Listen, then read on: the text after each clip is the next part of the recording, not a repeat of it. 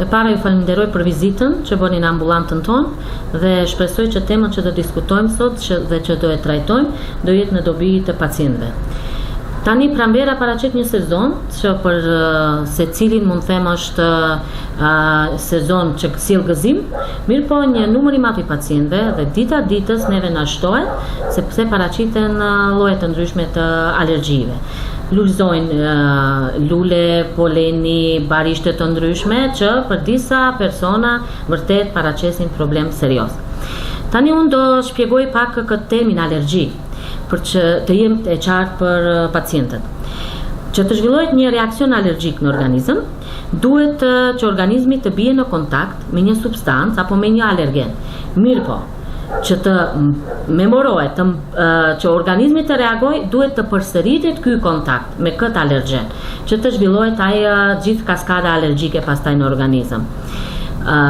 Kontakti i parë asnjëherë nuk mund të shfaqet një reakcion alergjik. Mirë po, kontakti i përsëritur zhvillohet një reakcion. Çdo substancë që bën kontakt me organizëm memorohet. Kemi qeliza në organizëm që e memorojnë atë substancë dhe pastaj kontakti i përsëritur organizmi reagon. Dhe si reagon? Në organizëm krijohen disa antitrupa, të cilat pastaj reagojnë në kontakt me këtë substancë dhe si duke aktivizuar disa qeliza të cilët unë i quaj përgjithëse dhe ata janë mastocitet. Këto mastocite në brendësinë e tyre kanë disa mediator kimik ku mediatori bazë për alergji është histamina. Dhe kjo është ajo pastaj që neve na zhvillon reaksionet apo simptomet të ndryshme në organizëm, të cilët mund të jenë nga ato shumë të lehta, një kruarje, një kolitje e thatë, deri te forma më e rëndë që ne në mjekësi quajmë anafilaks dhe paraqet vërtet diçka situatë serioze që mund të na përfundojë me fatalitet. Dhe kemi raste të shpeshta. Doktore, ju do të thoni se një ushqim nëse e konsumoni për herë të parë nuk ka shansa që të shfaq alergji. Duhet ta konsumoni disa herë që organizmi ta kuptojë se është një diçka e huaj dhe të reagojë. Kontakti i parë, që ne shpesh kemi këtë problem me pacientët, kontakti i parë, as medikament, as ushqim, as substanca tjera inhalatore ose përmes frymarrjes që i marrim, nuk mundet që sistemi jon imun të reagojë. Mirë po, kontakti i përsëritur i jep mundësi organizmit apo sistemit imun që ta memoroj. Dhe kemi qeliza të rëndësishme që ne i quajmë limfocitet të memorjes. Kur ky e memoron, atëherë organizmi me kontaktin e dytë ose kontakt të përsëritur ndaj një alergen reagon. Dhe reagimi mund të jetë nga forma më të lehta që i përmenda deri në forma më të rënda. Jo nuk janë të sakta, mirë po edhe nuk lejohet të bëhen. Kush janë simptomat? Për kur duhet të shqetësohet një prind? Tek poleni apo tek alergjit inhalatore net përmes frymarrjes, simptomat e para që mund paraqiten tek fëmijët është një skuqje në lëkurë, një kruarje në lëkurë, një rrjedhje hundesh, lotimi syve, një kollitje e thatë. Mirë po, në momentin që prindi vren diçka në ndryshim, paraqitet patjetër te mjeku am, pastaj te dermatologu për të konstatuar flitet për alergji apo flitet për ndonjë reakcion tjetër në lëkurë. Tani, ne në smundjet lëkurës shumica shfaqen me skuqje dhe kruarje dhe nuk do të thonë se gjithë janë alergji. Të thash, mekanizmi për alergji do të thonë duhet patjetër sistemi imun. Pasi që ne kruarje kemi edhe shumë patologji tjera të lëkurës. Mirë po, deri në moshën 3-4 vjeçare nuk preferohet të bëhet alergotest dhe jepet ato medikamentet bazë, antihistaminikët janë në bazë 2 vjetëve jepen dhe varësisht duhet kesh indikacion për të dhënë terapi. Alergjit medikamentoze paraqesin vërtet janë më serioze. Edhe çfarë është e rëndësishme, sepse kur të thuash se ka alergji nga medikamentet, duhet të verifikohet ajo. Do të thënë duhet jemi shumë të saktë. Është alergjik nga ai medikament ose nuk? Shfaqet me përsëritjen, do të thënë kur pacienti disa herë konsumon atë medikament. Përsëri, thash, simptomat ose klinika mund të jetë nga forma më e lehtë, nga një skuqje, ënqje buzëve, ënqje syve, deri tek forma më e rëndë, ngushtim i frymarrjes apo kollabimi i pacientit. Tani kur këtu do më lejoni patjetër ta shpjegoj këtë, se është shumë e rëndësishme. Kur themi ngushtim apo kollabim të pacientit, çfarë ndodh? Histaminën e tha se o mediatori bazë. Kur lëshohet kjo nga mastocitet, shkon dhe lidhet në sistemet të ndryshme në organizëm, atje ku gjinden receptorët e saj. Ku gjinden receptorët? Në enët e gjakut, në rrugët e frymarrjes, gjinden tek sistemi gastrointestinal apo sistemi i tregtis dhe sistemi i frymarrjes. Dhe tani, kush janë simptomat? Simptomat janë duke filluar sistemin e frymarrjes. Pacienti tangohet për një ngushtim, për një pengesë në frymarrje. Përveç asaj, pacienti tankohet, me një marramendje. Kemi një tension arterial të ulur. Pse? Kemi zgjerim të enëve të gjakut. Në lëkurë kemi kruarje apo skuqje. Pse? Sepse receptorit i kemi edhe në lëkurë. Çfarë duhet të bëjmë ne që në fillim kur pacienti na tregon se e ka ditë se është allergjike dhe mund të ketë marrë gabim? Në mënyrë të menjëhershme duhet të gjendet një linjë venoze. Pse? Mund të kollaboj pacienti dhe pastaj nuk arrin që të aplikojsh terapinë e duhur dhe të mbet metode vetme intramuskulare apo subkutane.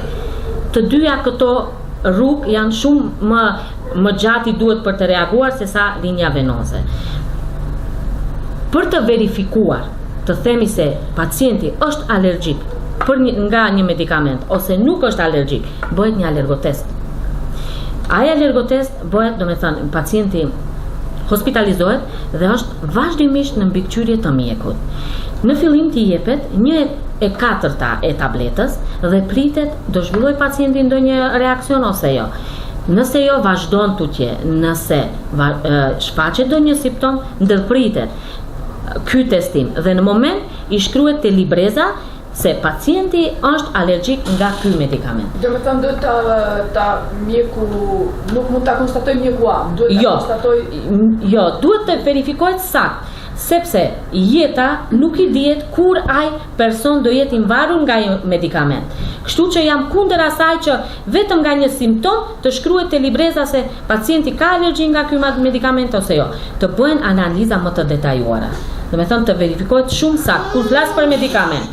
Kur flas për ushqimet, e kemi shumë më të lehtë sepse edhe ne pacientit ku na jep në anamnezë, sepse anamnezën e kemi në bazën për të parë ka alergji ose s'ka alergji. Kur pacienti në anamnezë na jep, të dhëna se dyshon për një ushqim, ne japim një dietë, bëjmë një allergotest që mund të bëhet përmes lëkurës ose përmes gjakut.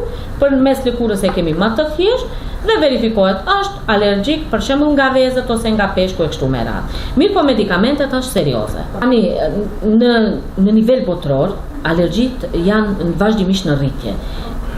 Alergjit inhalatore ose këta përmes frymarrjes më të shpeshta. Tani varësisht sezonale, periudhën e pranverës kemi polenin, pastaj periudhën e verës kemi barishte të ndryshme, periudhën e dimrit kemi mykun, vazhdimisht i kemi alergjin nga qenë dhe macet që shpesh këta mund të jenë alergjenët më të shpesh që mund paraqiten te fëmijët. Prandaj ndryshon, permanente i kemi alergjit ushqimore, nga ushqimet më të shpeshta susami, kikiriket, lajthijat e kështu me radhë. Sezonën dredhzat, kur fillon pemët, perimet sezonale, janë për fat të keq janë në rritje. Dita ditës ne kemi çdo ditë në ambulantën tonë pacienta me alergji nga shumë alergjen të ndryshëm. Nga faktorë të ndryshëm. Pse ndodh kjo? Ka qenë edhe më parë njëta situatë. Ka qenë edhe më parë, mirë po shumica ose nuk janë trajtuar ose nuk kanë shkuar, kanë shkuar rastet më të rënda. Kur kanë dyshuar alergji nga bleta apo ndonjë alergji nga medikamentet. Tash personat sepse simptomat rrjedhje hundesh, lotim syve, kollitje, fëmijët janë të izoluar, nuk mund të dalin jashtë, edhe kjo i detyron që prindërt t'i sjellin fëmijët. Mbasi të arrim te diagnoza, duhet edukimi i pacientit dhe trajtim. Kur flas për edukim, do edukohet pacienti që sa më pak të bie në kontakt me alergjenin. Kur flasim për medikamente dhe ushqime ka shumë më lehtë. Mirë, po kur flasim për këto inhalative, poleni gjëra, duhet patjetër të edukohet. I themi, shëtitje në natyrë të bëhet në mëngjes dhe në mbrëmje. Mbasi të kthehet prej pune, sepse poleni ka mundësi të depozitohet te tesha dhe te flokët, të bëhet një tush, të mos vlej, sepse vetë edhe gjatë natës pacientit mund t'i shfaqen simptomet. Të baj syza të diellit, që mos bie kontakt me syt. Te ato që kanë reakcione alergjike më të forta të mbaj edhe mask periudhën kur kemi më shumë polen.